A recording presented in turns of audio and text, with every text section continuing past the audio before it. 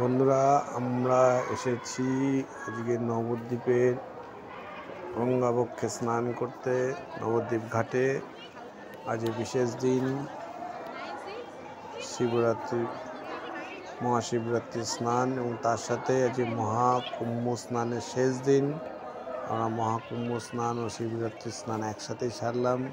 সেরে দেখুন গঙ্গাবক্ষে দেখতে পাচ্ছেন তীরে পুজোর আয়োজন চলছে। সবাই এখান থেকে আমরা ফুল মালা সব কিনে গঙ্গাকে পুজো করলাম। সেখানে স্নান টান সেরে উঠে তুলসীর তলায় জল দিয়ে আমরা হাঁটতে হাঁটতে গঙ্গার তীরে অবস্থিত মহাশিবলিঙ্গ রয়েছে, সেই শিবলিঙ্গে ফুল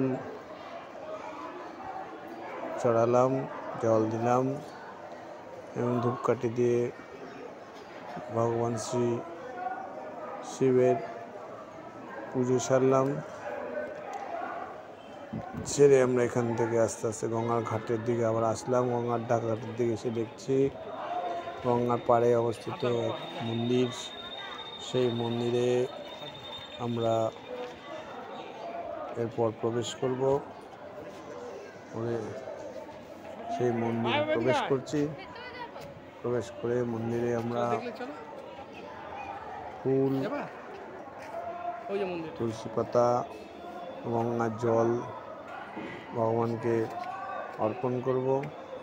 তার জন্য আমরা আস্তে আস্তে মন্দিরের দিকে এগোচ্ছি এবং মন্দিরে আলো করে রয়েছেন গৌরাঙ্গ মহাপ্রভু। চলুন মহাপ্রভুর দর্শন করি নবদ্বীপের পূর্ণভূমিতে আজ এক বিশেষ দিনে। দেখুন সেই গৌরাঙ্গ মহাপ্রভুর মূর্তি।